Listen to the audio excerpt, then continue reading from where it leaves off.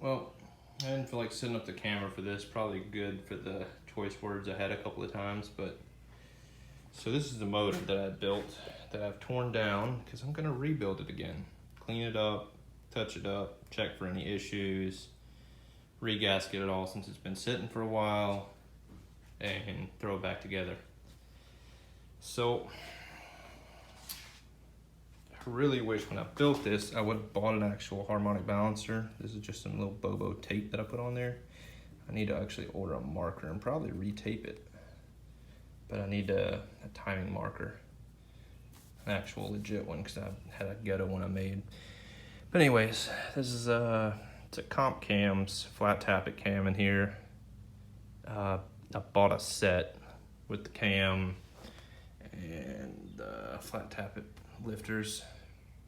I don't remember the specs on the cam. It's roughly 5 1/4 lift, or 525 thousandths, whatever, I believe. Lift, I don't remember the duration and stuff, but that was the main number I remember. It's like 525, 523, something like that. But it was a cam set that was made for boost. So planned on boosting the motor, so obviously I got that, so it had a long duration. The pistons are, I want to say they're Keith Black, maybe, but they're forged pistons, flat top, valve reliefs. Onto the sweetness. Trick flow heads. These were assembled heads. Dual valve spring with trick flow roller rockers, 1.6 ratio, and an Edelbrock RPM air gap intake that needs to be cleaned up. In fact, everything needs to be cleaned up on this thing. I need to buy stainless hardware for everything. What you didn't see was these. I have no clue what's up with this. I guess there's a water jacket that this threads into maybe, but these rusted up like crazy, and it's got all kind of crazy gunk buildup. I guess from the coolant that sat in there. I should have blown it out or sifted out all the fluids from it before I stored it up. So it'll have to be pretty good cleaning done to this thing. I'm almost tempted to take the block and stuff down to a machine shop and let them dip it and rehone it for me. I don't know what they'll charge to do that, but I do need to pull the pistons out and check the ring gaps. I don't think I ever filed the rings. They were already pre-filed or pre-fit gaps. I remember checking the gaps. I just don't remember what they were. And with the intention of running boost, I need to make sure that I know my ring gaps and make sure they're within spec.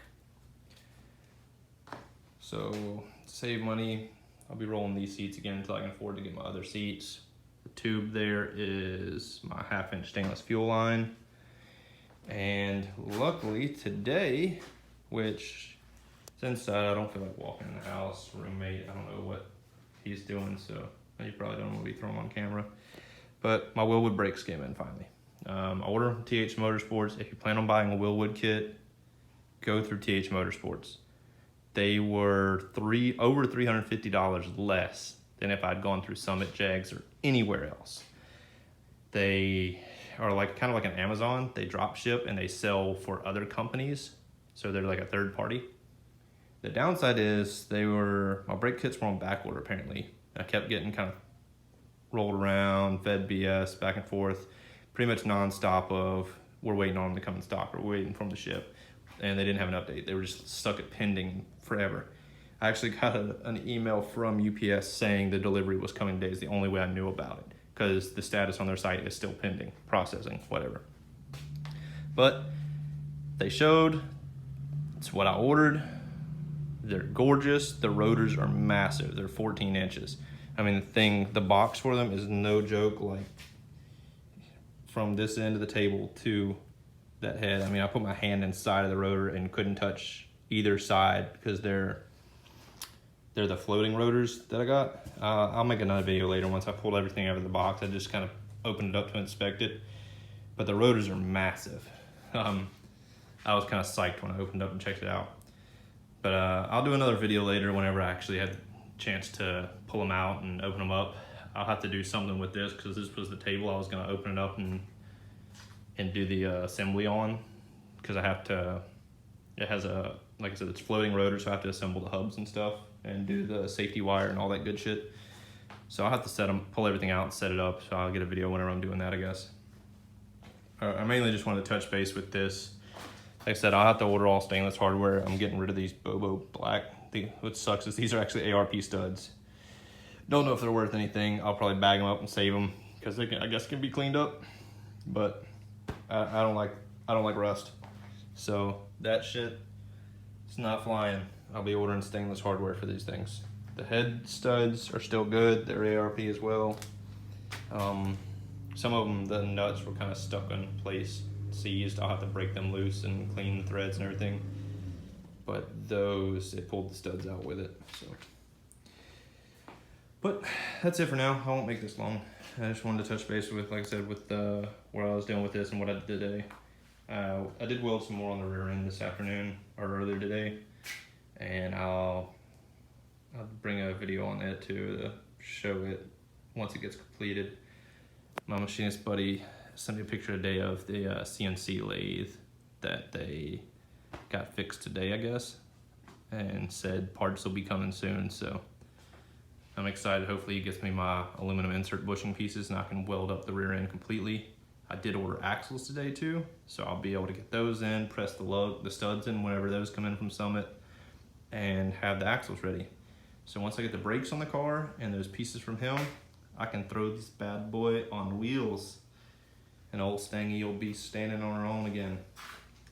And I don't remember if I mentioned this before, but I got an oven from a coworker. I'll be getting into powder coating as well, so that'll be another fun bit. I actually thought about powder coating this intake, but I don't know. I'll have to figure that out. I haven't decided if I want to go that route or not.